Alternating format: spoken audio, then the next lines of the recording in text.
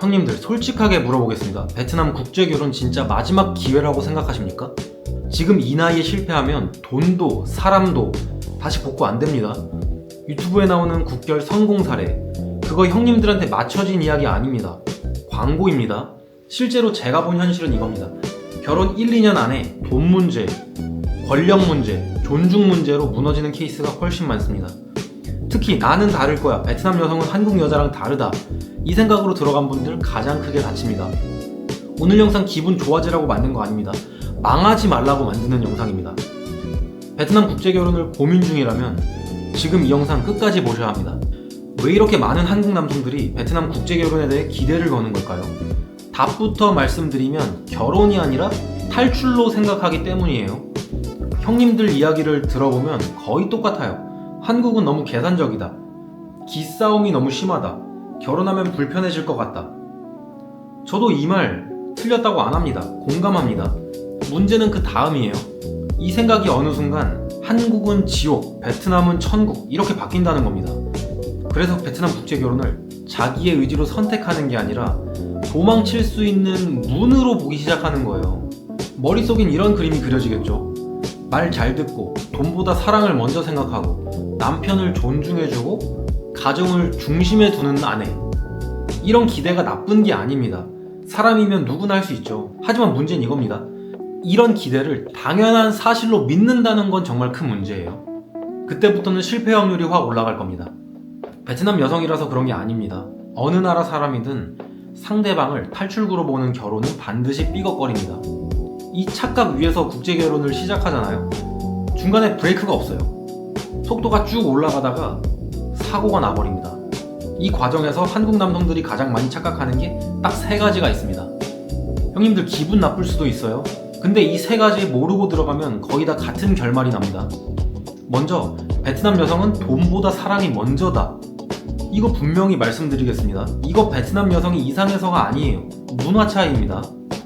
베트남은 가족 중심 문화가 아주 강합니다. 결혼은 두 사람만의 이벤트가 아니라 두 집안이 연결되는 구조입니다.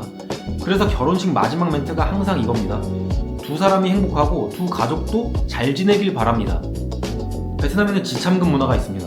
신랑 쪽에서 그동안 우리 신부 잘 키워주셔서 감사합니다 라는 의미로 신부 측 부모님께 전달하는 금액이에요. 그리고 부모가 힘들면 자녀가 돕는 건 의무에 가깝습니다. 친정시댁 구분 없이요. 문제는 국제결혼입니다. 현실적으로 한국보다 베트남 쪽 가족이 힘든 경우가 더 많겠죠. 이 구조를 모르고 들어가면 어느 순간 이렇게 생각합니다. 왜 계속 베트남 가족 쪽에만 지원하지? 내가 생각한 결혼은 이런 게 아닌데. 그리고 결론을 이렇게 내려버립니다. 아, 돈 때문에 결혼했구나. 아닙니다. 돈 때문에 결혼한 게 아니라 형님이 이런 베트남 문화를 모르고 들어갔기 때문입니다. 두 번째 착각은 베트남 여성은 순종적이다. 결론부터 말하겠습니다. 형님들이 기대하는 그 순종은 사람에게 기대하시면 안 됩니다. 키우는 강아지에게나 기대하십시오. 베트남 여성들은 남편을 존중할 수는 있습니다. 하지만 생각이 없는 사람들은 아니에요. 오히려 자립심이 한국 여성들보다 강하고 자기 의견을 분명히 얘기하는 성격입니다. 근데 결혼 초반에 조용한 이유는 이거죠. 말이 안 통하니까. 그리고 상대적으로 을의 입장에서 시작을 하기 때문에 이 말할 수 있는 입장이 아닌 거예요. 그래서 시간이 지나면서 점점 말이 많아지겠죠. 그럼 형님들은 이렇게 생각했죠. 사람이 변했다. 그게 아니라 원래 그런 사람이었습니다. 실제 사례 하나 말씀드릴게요. 50대 형님 한 분, 결혼 초반에 이렇게 말했습니다. 베트남 여자는 진짜 착해. 내가 하자는 대로 다 따라와. 생활비는 딱 정해졌고 본인은 골프 치고 술 마실 때 아내는 집에서 육아와 살림만 했습니다.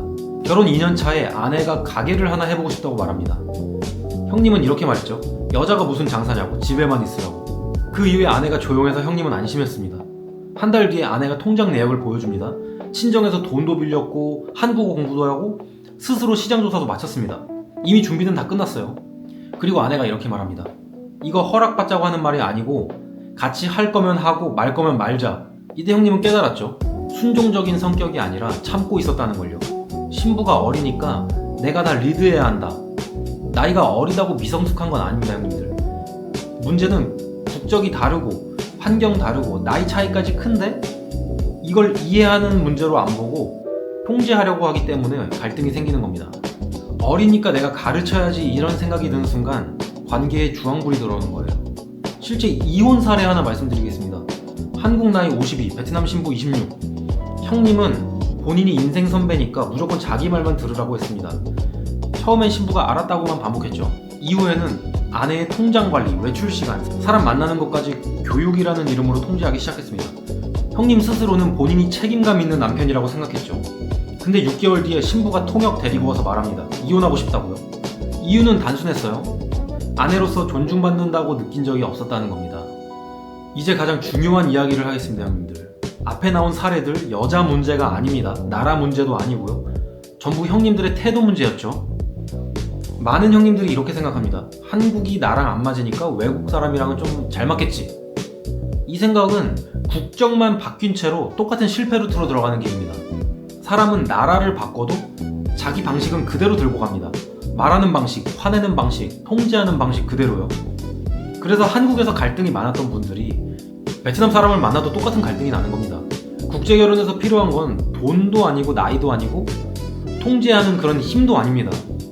이 앞선 모든 것을 외국인 신부와 조율할 수 있는 능력이죠. 의견이 다를 때 이겨먹으려 드는지 이해하려 드는지, 그리고 갈등이 생겼을 때는 상대방을 통제하려 하는지 아니면 대화로 풀려고 하는지, 이 태도가 안 바뀌면 상대가 어느 나라 사람이든 간에 결과는 똑같을 겁니다. 그리고 냉정하게 말하겠습니다. 국결을 고민하는 나이가 대부분 40대에서 50대죠. 이 나이에 국결을 실패하잖아요. 되돌릴 시간도 없고 기회도 없습니다, 형님들. 그래서 이번 영상은 희망을 주려는 게 아니라 좀 경고 차원에서 만들어 봤습니다. 정리하겠습니다, 형님들. 베트남 국제결혼은 한국에서의 실패를 만회하는 탈출구가 아닙니다. 이건 형님들이 주도적으로 선택하는 인생 결정이에요. 그래서 가볍게 가면 안 되는 겁니다. 확률을 올리는 방법이 거창한 거 없습니다. 이 나라에 대한 환상을 품지 않고 사전에 상대방 나라의 문화에 대한 이해가 필요한 겁니다. 다음은 상대를 조건으로 보는 게 아니라 동반자로 봐야 돼요. 말을 잘 듣고 순종적인 아내, 편한 결혼을 기대하잖아요? 이거 무조건 추후에 관계가 틀어질 겁니다. 마지막으로 나는 다를 거야 라는 생각 버리십시오. 국제결혼 실패하는 사례들 특별한 사람들이 망한 게 아니에요. 대부분 평범한 형님들이었습니다. 좋은 배우자 만나서 남은 인생 편하게 살고 싶다, 이 생각 안 하는 분 없습니다. 하지만 상대도 똑같습니다. 존중받고 안전하다고 느끼고 함께 늙어가고 싶어합니다. 이걸 이해할 수 있으면 베트남 국제결혼은 도박이 아닙니다. 현실적인 가능성이 될 수 있습니다. 오늘 이야기도 불편하셨죠, 형님들? 항상 불편한 이야기만 해서 죄송합니다. 하지만 저는 괜히 기대했다가 상처받는 분들이 조금이라도 줄었으면 좋겠습니다. 유튜브에서 국결업체들이 광고하는 것처럼 국제결혼은 반드시 행복한 결말만 있는 게 아니에요. 사실 모두들 아시잖아요. 나는 괜찮겠지, 이거 절대 없습니다. 오늘도 시청해주셔서 감사합니다. 이상 꼬마였습니다.